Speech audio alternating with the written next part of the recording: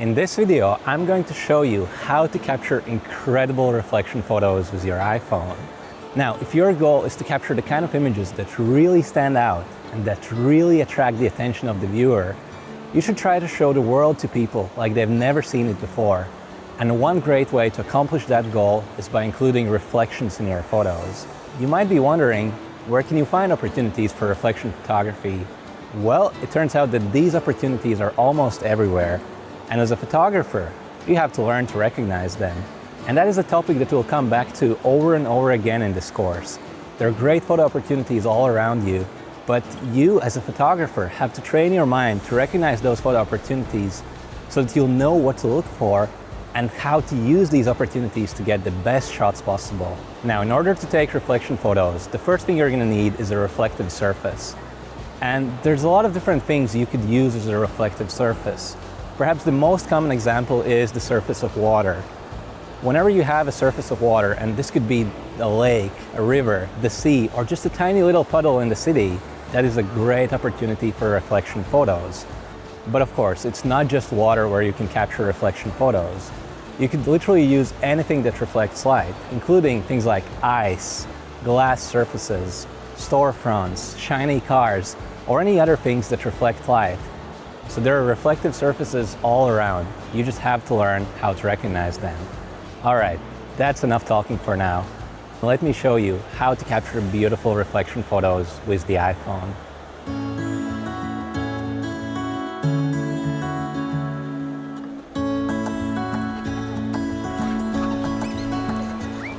So right now, I'm standing on this beach.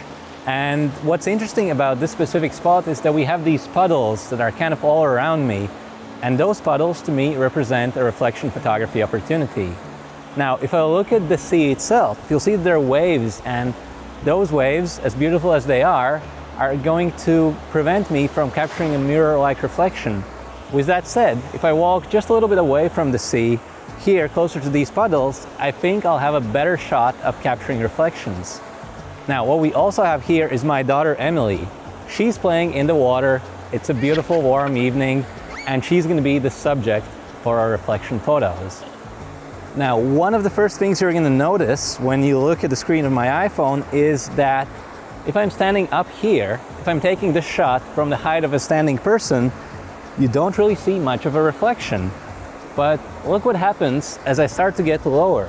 Now, this is really interesting, but the lower I get with my iPhone, the more that reflection starts to stand out. And something else is happening at the same time. As I lower my iPhone and as it gets closer and closer to the surface of water, everything is eliminated from behind my daughter. Now I have my daughter with just that sky in the background, and that also looks really interesting.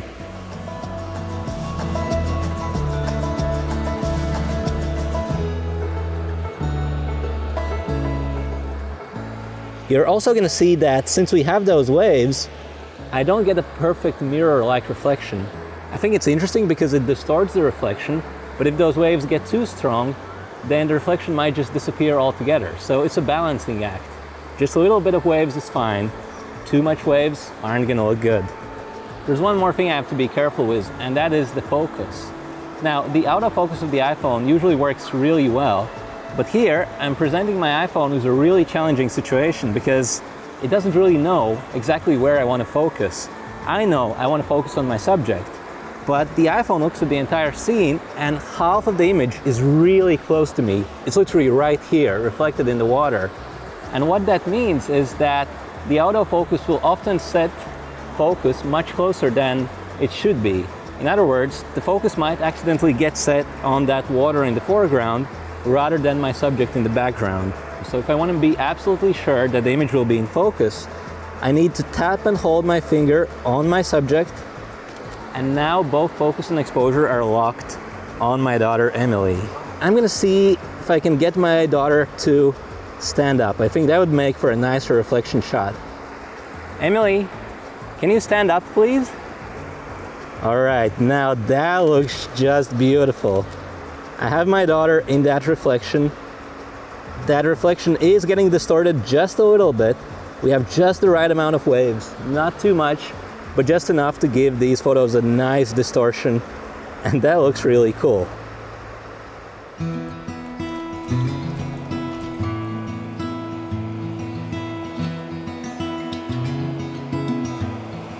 All right, so here, the reflection is no longer appearing in the water. It instead appears on this wet sand, and that actually creates for a better reflection, or at least a cleaner reflection, I should say. So I can really create a beautiful mirror-like image. Now, this does look stunning, and for these mirror-like compositions, the way you typically frame them is with a symmetrical composition. So you'd make sure you have just as much space above the horizon as you do below the horizon, and that way you can create a perfectly symmetrical reflection photo. Emily, can you stand up for me, please? Thank you. That looks beautiful. All right, now she's walking. And shoot this using burst mode. That looks stunning. All right, she's walking back in.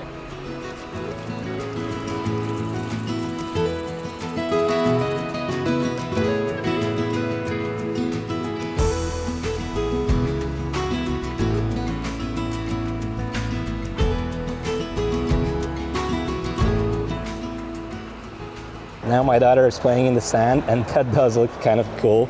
We have that perfect mirror-like reflection. So I'll grab some shots.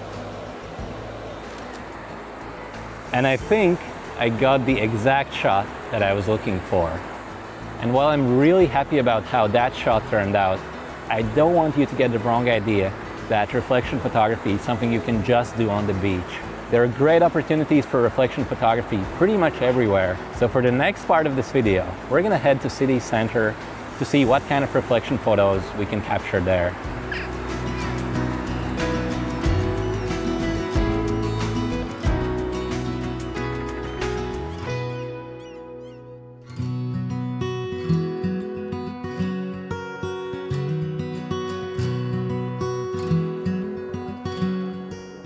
This time, we've come to the city, and it was just raining earlier today, and we still have some puddles scattered around here. And I think that could also be a really unique reflection photo opportunity. Now, in this specific location, I'm going to attempt to do something more difficult.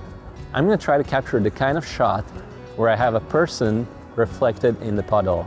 Now, that's going to be a more challenging shot, because obviously I don't control other people, and I have to make sure I frame it up exactly right so that all I see in that puddle is the reflection of the person. So let me get out my iPhone and let's frame up this shot.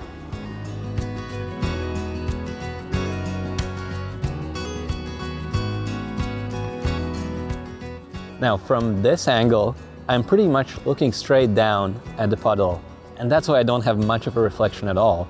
All I really have here is the pavement. So I need to reposition myself and take just a few steps back. And as I start to do that, you'll see that this reflection is coming into the frame. And now that building in the background, that is appearing in the reflection. Now the building is nice, but that's not the shot that I need. If I want to create the kind of shot where there's a person that really stands out in the reflection, I don't want to position them against the building, because they're going to get lost against that building. Instead, I want to position that person against reflected sky. That's going to be a much simpler reflection. So I'm going to have my subject, the person, reflected against a very, very simple background. So as I start moving to the left, what's going to happen is that the building will go out of the reflection. And now you'll see that the only thing I have on my screen is the sky that's being reflected off that puddle. And that's perfect. That's what I need. Because when someone walks into that reflection, they're going to be positioned against a really simple background, and I think they're going to stand out a lot. Now I'm almost ready to start taking shots, but there's one more thing I want to change, and that is the exposure. So right now you'll see that the sky that's reflected in the puddle is a little bright, and also if I darken the image a little bit, I think that person that's going to be in that reflection is going to stand out more. So what I'm going to do is open the hidden menu, I'll tap on the exposure adjustment, and the slider comes up, and I'm going to take it down 2 stops to -0.7. And right here, I think I have the right exposure value. So I'm going to close the hidden menu, and now all I have to do is wait. Again, I don't have control over the people who are walking past me, but I do know that eventually someone will get in that perfect position. And when that happens, I'm going to be ready, and I'm going to be shooting burst because I don't want to miss that right moment.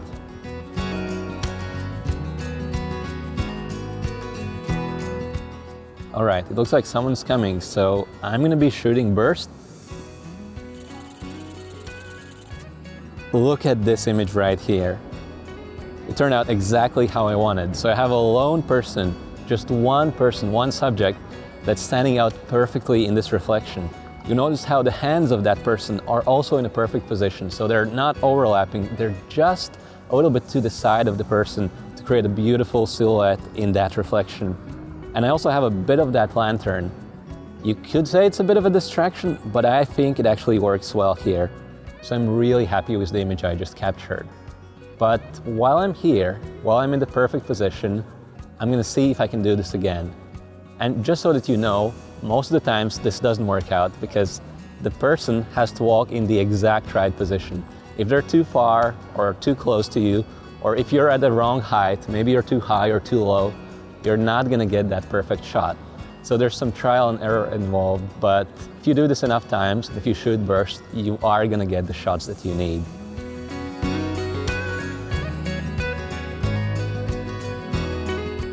All right, it looks like there's a woman coming in from the left, and she's walking really close to the puddle, so I'm gonna shoot burst. And look at that. I caught the exact right moment. The positioning of that reflection is perfect.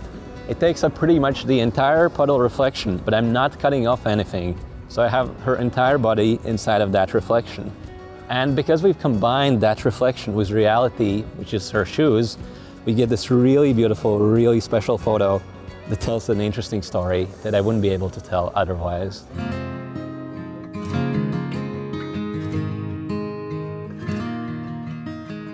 Now, here's another really cool trick.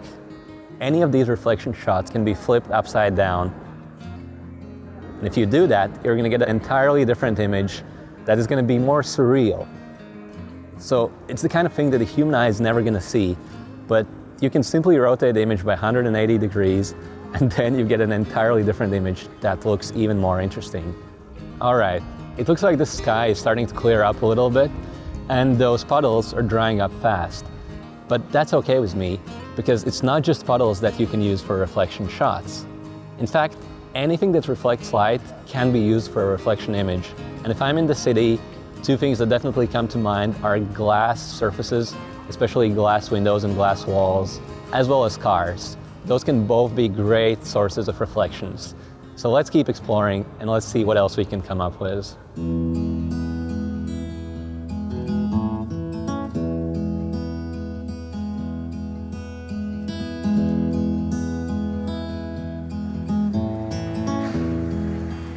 Okay, check this out. I found this hotel where the entire wall of the hotel is covered in dark glass. And that dark glass surface is pretty much a perfect mirror. So if I want to create a perfectly symmetrical shot using a mirror-like reflection, then this is exactly what I need. So how am I going to do this? Well, first of all, I have to make sure I hold the iPhone correctly. So normally I hold the phone like this, but that's not going to work because the lenses are here, and that's actually pretty far from the glass. So if I want to create the perfect mirror-like reflection, I need to move my iPhone like this, because now those lenses are going to be much closer to the glass. And I want to get as close as I can, so I'm going to literally support my iPhone against the glass. And now you'll see that we have this perfect mirror-like reflection where the left side and the right side is perfectly reflected. So it's already an interesting shot, but of course I'm not done yet. Now, one thing I have to be careful with is the focus here.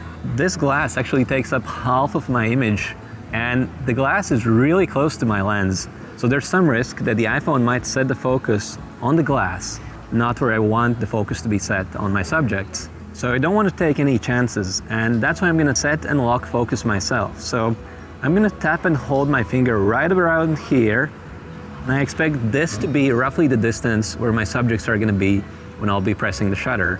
Now that I've locked the focus, I can be confident that the images are going to be sharp when those subjects walk in the frame. Right now, everyone is still kind of far away, so I'm going to also switch to that 2x lens. And you'll see that now I'm much closer to the people that are approaching. Also notice that I framed the shot where it's symmetrical. So I want that vertical line where the reflection is separated from reality to be right in the center of the frame. And look at this, there's There's a family with 2 dogs, but I don't just have 2 dogs here, I have 4. So I'll keep pressing that shutter, and I think this is the shot I was looking for. You'll see I have 4 identical dogs in the frame, and they happen to be spaced out about evenly. So I'm getting a really strong repetition shot. It's not just the right side that's being repeated on the left. I also have the dogs repeating themselves. And now I have a shot of 4 perfectly spaced out dogs that all look pretty much the same. So that's really interesting. I know there are many other reflection photography opportunities in this city. So let's keep walking around and let's see what else we can find.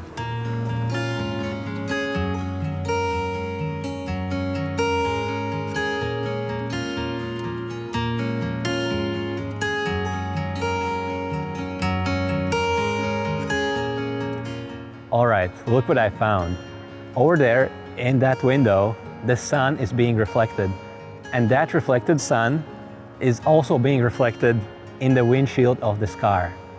Let me show you what that looks like. That looks just surreal, and I'm really happy with what I'm seeing. So I'm gonna go ahead and press the shutter. Now you'll notice 2 things. One, the windshield of this car is curved. And that curve essentially means that whatever gets reflected in this windshield will also get curved. So I'm getting an interesting optical effect because of the shape of this windshield. Now, another thing to notice here is that the ultra-wide angle lens is also kind of curved. It doesn't shoot perfectly straight lines. And while typically this would be a disadvantage, here, where all the lines are already curved, it's really working in my favor. So you'll see that the buildings on the left are kind of curved, and the reflection of that building in the windshield is curved even more. So I get a really interesting shot.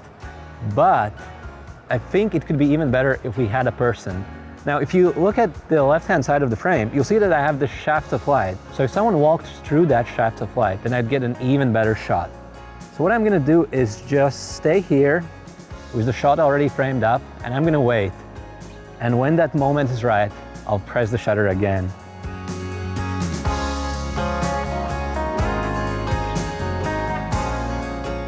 All right, it looks like someone's coming, so I'll quickly grab a couple of shots.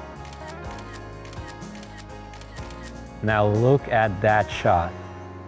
It has everything I was hoping for. I have all those bent lines, I have this beautiful reflection in the windshield, and I have a person standing in the exact right position in full stride. It doesn't get any better than this. And of course, I can only capture a photo like this if I'm paying attention to reflections. New photographers typically think that it's really hard to find reflections, but as you train your eye more and more, you're going to start noticing those reflective surfaces everywhere. So as a photographer, make sure you're always paying attention to reflections, and if you can include them in your shots, you'll often be able to show the world to people like they've never seen it before. And if you can find an interesting way to combine that reflection with reality, or if you can frame up the kind of shot that people aren't used to seeing, you can create something truly special. So make sure you pay attention to those reflections, include them in your photos, and if you do that, they're going to turn out so much better.